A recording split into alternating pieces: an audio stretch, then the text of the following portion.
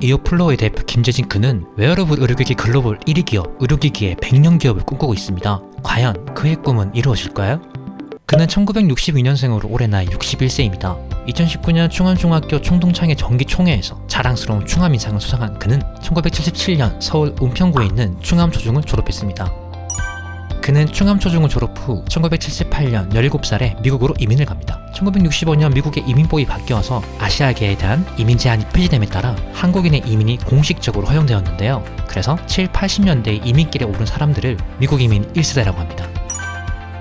시카고에서 고등학교를 졸업 후 그는 매사추세츠 공과대학교 전자전상공학과에 입학합니다. MIT는 하버드 대학과 함께 미국을 대표하는 대학 중 하나로 공대 분야에서 세계 최고의 명성을 가지고 있는 대학입니다. 그리고 그는 1985년 24살에 MIT를 졸업합니다. 그는 새로운 기술에 관심이 많은 열정적인 공학도였습니다.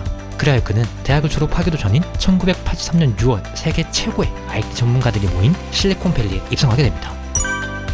실리콘밸리는 미국의 유력한 전자 컴퓨터 관련 산업이 집중된 공업지역이자 첨단 기술 연구 단지입니다. 미국의 캘리포니아주 샌프란시스코만을 둘러싼 샌프란시스코 반도 초입에 있는 산타클레라 일대에 위치해 있는데요. 이 실리콘밸리의 명칭은 반도체 재료인 실리콘과 완만한 기부고로 펼쳐지는 산타클레라 인공 계곡을 합쳐서 만든 말입니다. 1970년대 초부터 널리 쓰여지게 되었다고 합니다. 그는 1983년 6월 휴대전화를 세계 최초로 개발하고 상용화한 것으로 유명한 모토로라에 들어가게 되면서 실리콘밸리에서의 삶이 시작되는데요.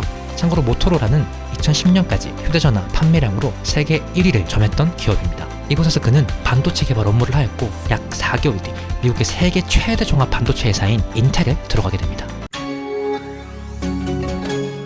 인텔은 시총 457조 원에 달하는 명실상부한 글로벌 기업이죠. 그는 이곳에서 1983년부터 1993년까지 약 10년 동안 반도체 개발 업무를 하게 됩니다. 8, 90년대는 IT 혁신 및 컴퓨터 붐이 시작되던 시기였죠. 아마도 그는 인텔에서 10년 동안 엄청난 야근을 했을지도 모릅니다. 그리고 많은 돈을 벌어서 추후 사업 자금의 기반이 되었을지도 모르죠. 인텔에서 보낸 10년의 경력으로 그는 2개의 벤처 기업에서 반도체 컨설팅과 마케팅 사업 개발 업무를 하게 됩니다. 이렇게 실리콘밸리에서 글로벌 기업 및 벤처 기업에서 20년간 개발 엔지니어 및 기술 영업, 신제품 개발 등의 업무를 하면서 그는 마케팅에 눈을 뜨게 됩니다. 실리콘밸리에서 20년간 대부분 반도체 분야에서 일하며 마케팅에 눈을 뜬 그는 안정적인 삶을 버리고 시작이 가장 어렵다고 하는 벤처 기업의 CEO가 됩니다. 그는 투자 유치의 어려움 속에서 수없이 불안감을 느꼈을 겁니다. 그 속에서 포기하지 않고 10년 동안 반도체 부품의 순행식 냉각 솔루션을 개발하고 판매하는 벤처 기업을 운영했습니다. 스마트폰을 냉각하는 솔루션을 찾던 중 우연치 않게 텍사스 주립대에 초대 연구원으로 오게 된 지인을 통해 전기 삼투 기술을 처음 알게 되었습니다. 원 개발자는 미국 제약업계에서 유명한 아담 헬러 화학과 교수님이었습니다. 그는 그 기술을 가지고 처음에는 스마트폰을 냉각하는 데 쓸 생각이었습니다. 하지만 아담 헬러 교수님은 이 기술을 인슐린 펌프에 적용해서 개발하여 상용화하려고 했습니다. 그래서 그에게 당연히 기술을 넘길 생각을 1도 가지고 있지 않았겠죠.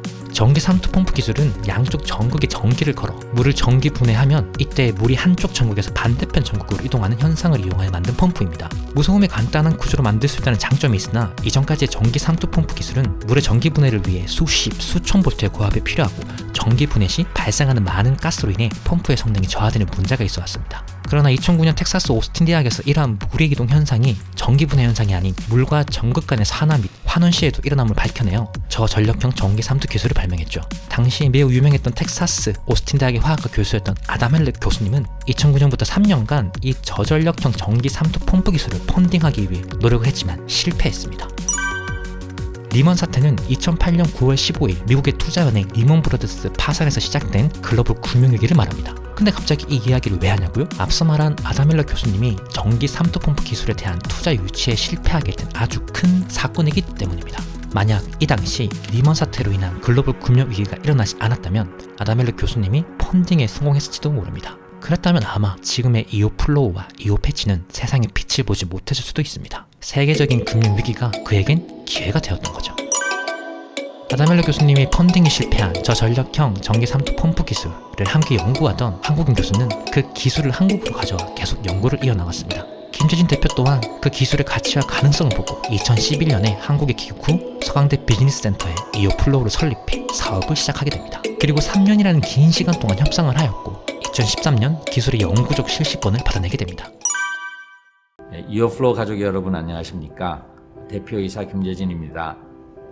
오늘은 우리 이어플로우가 창립 10주년을 맞는 매우 의미 있는 날입니다.